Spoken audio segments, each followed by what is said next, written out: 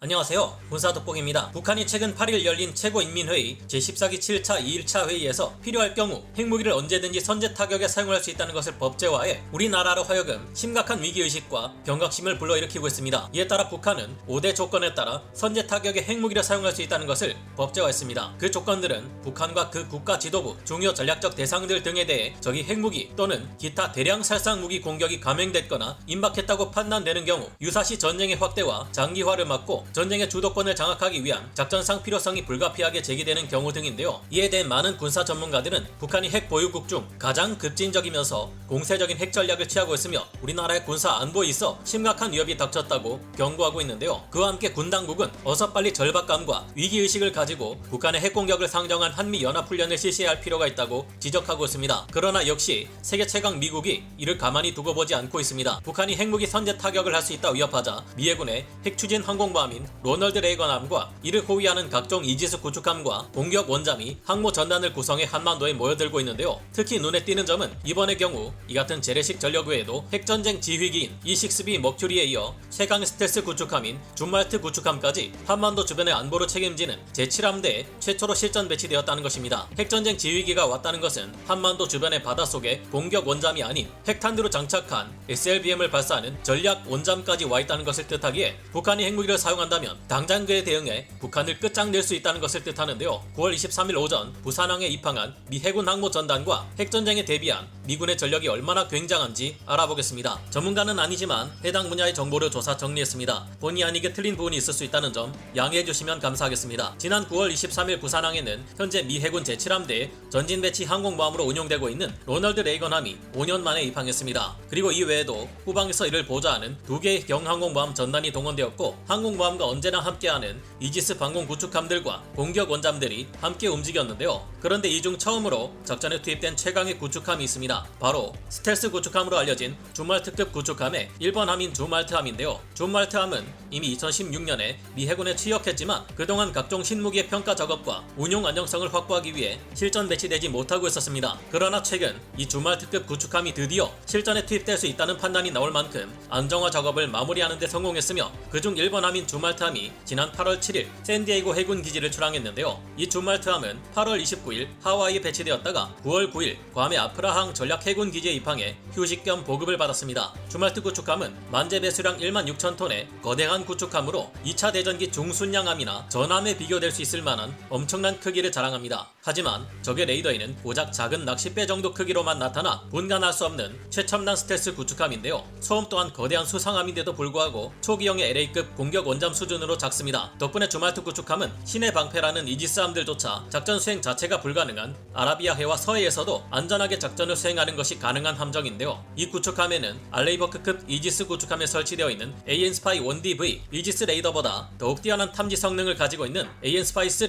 다기능 레이더를 갖추고 있는데요. 높이 3m, 폭 2m에 20톤의 무게를 가진 이 레이더는 A4 레이더로 탐지 거리가 약 320km에 이르며 높은 해상력을 가지고 있습니다. 이 레이더는 C밴드와 X밴드 레이더를 동시에 사용하는 멀티밴드 레이더이기에 스텔스기처럼 낮은 레이더 반사 면적을 가진 적 목표물에 대한 탐색 추적 능력이 더욱 높아졌으며 수면의 파고에 의한 클러터도 잘 걸러낼 수 있는데요. 준말트함은 총 80개에 달하는 신형 수직 발사관인 마크 57을 갖추고 있으며 여기 SM-2 함대공 미사일은 물론 SM-6 함대공 미사일, ESSM 미사일과 토마호크 순항 미사일을 장착하고 있어 뛰어난 방공 능력 및 타격 능력을 갖추고 있는데요. 9월 19일 괌의 아프라항 전략 해군 기지에서 출항한 준말트함은 미 해군 제7함대 직할 제15 구축함 전대에 배속되었고 바로 태스크포스 71의 일원이 되어 작전 임무에 투입되었습니다. 그러나 이번 배치에서 특히 눈에 띄는 점은 핵전쟁 지휘기인 E-6B 머큐리의 항적이 한반도 태안반도 상공에서 발견되었다는 것인데요. 이 항공기는 오하이오급 전략 원잠이 발사하는 잠수함 발사 탄도미사일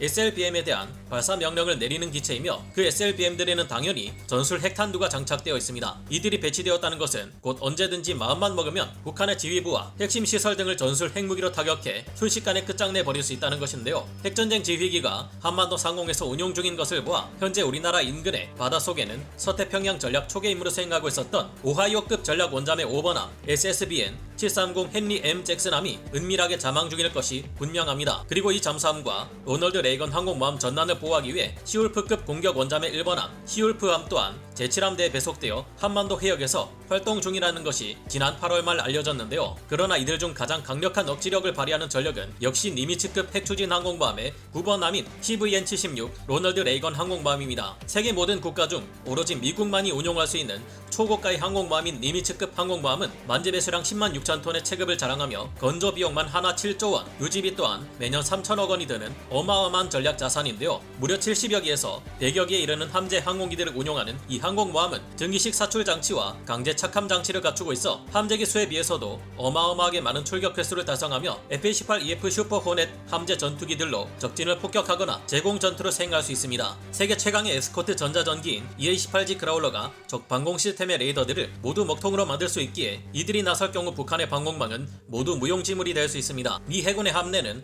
오래전부터 합동교전 능력 CC로 연결되어 있고 이제는 니프카로도 연결되어 있어 모든 감시정찰 체계의 능력을 합쳐 전투력을 더욱 끌어올렸는데요. 덕분에 지구 공면 효과로 인해 수평선 넘어 보이지 않는 적의 적어도 시스키밍 대함미사일도 요격하는 것이 가능하며 F-35BC 함재 스텔스 전투기와 E-2D 조기경보 통제기, 알레이버크급 이지스 구축함의 연계를 통해 보다 효과적이고 정확한 요격 및 타격이 가능합니다. 최근 니미츠급 항공모함은 함재 전투기들의 작전 반경을 더욱 늘려줄 수 있는 MQ-25 스팅레이, 무인 공중 급유기까지 운용할 수 있게 되어 이제는 북한뿐만이 아닌 중국의 대함 탄도미사일도 두렵지 않게 되었는데요. 원한다면 어디서든 작전을 수행할 것이라는 미 해군 항공모함 전단의 포부는 절대 그냥 나오는 것이 아닌 것으로 보입니다. 적의 함대가 항공모함을 공격하기 위해 가장 많이 선택하는 것은 초음속 미사일이라 볼 수 있습니다. 냉전 시절부터 미국의 상대편은 항모를 가지는 대신 초음속 대함 미사일들을 소나기처럼 퍼부어 항모를 제압하려 했는데요. 이 대함 미사일 폭격으로부터 항공모함을 지키기 위해 나온 것이 바로 이지스 시스템을 채용한 타이콘데로가급 순영함, 알레이포크급 구축함 등입니다. 이지스는 고대 그리스 신화에서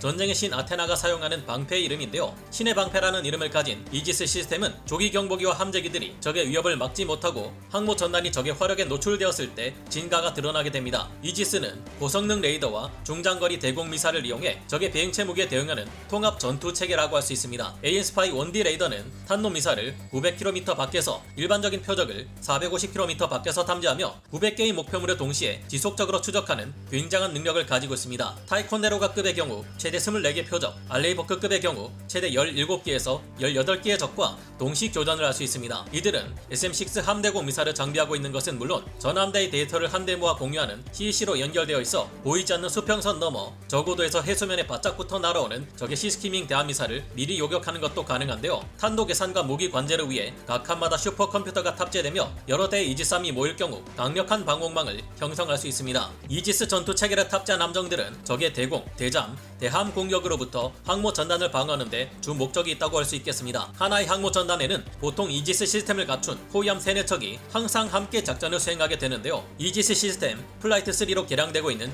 미 해군의 알레이버크급 구축함은 AN-SPY-6 A4AMDR-S 레이더를 탑재함으로써 더욱 강력한 성능을 갖추게 될 예정입니다. A4AMDR-S 레이더는 각각 독립된 다수의 TR 모듈에서 독자적인 주파수를 생성시켜 다양한 주파수의 빔을 독립적으로 방출하고 수신할 수 있기 때문인데요. 기존에 비해 탐지 거리가 2.3배 증가하고 추적 능력이 2배로 향상되어 2000개의 목표를 더욱 정밀하게 추적할 수 있게 될 것이라 합니다. 항모를 호위하는 역할 외에도 이지스 구축함은 MD 시스템의 일환으로 SM-3 함대공 미사일을 발사해 적의 장거리 탄도 미사일인 ICBM을 요격하는 데 활용되기도 합니다. 각각의 알레이버크급 이지스 구축함들은 대잠 방어 시스템도 갖추고 있어 수중으로부터 위협에도 대비하고 있는데요. 액티브, 패시브 겸용 함수 선저 고정 소나인 SQS-53C, HMS, 예인 소나로 활용되는 SQR-20 MFTA, TU-37U를 갖추고 있어 수중에서도 강력한 탐지 성능을 자랑합니다. MH-60R 대잠 헬기에 장착되는 AN/AQS-22, ALFS 저주파 액티브 소나가 있어 원자력 잠수함과 함께 대잠 방어망을 형성하고 있습니다. 다양한 함대공 미사일 및 순항 미사일, 탄도탄 요격 미사일, 대잠 미사일, 근접 방어 무기 및 어뢰를 갖추고 있음은 물론이고요. 사실상 핵전쟁 시에 전개되는 미군의 전략 자산이 현재 한반도에 배치됨으로 인해 현재 우리 한국군과 미군은 핵전쟁 상황에 대한 대비에 들어갔다고 볼 수 있겠는데요. 날이 갈수록 심각해지는 북한의 핵무기 도발에 맞서 우리는 어떻게 대응해야 할지 생각해봅니다. 오늘 군사 돋보기 여기서 마치고요. 다음 시간에 다시 돌아오겠습니다. 감사합니다. 영상을 재밌게 보셨다면 구독, 좋아요, 알림 설정 부탁드리겠습니다.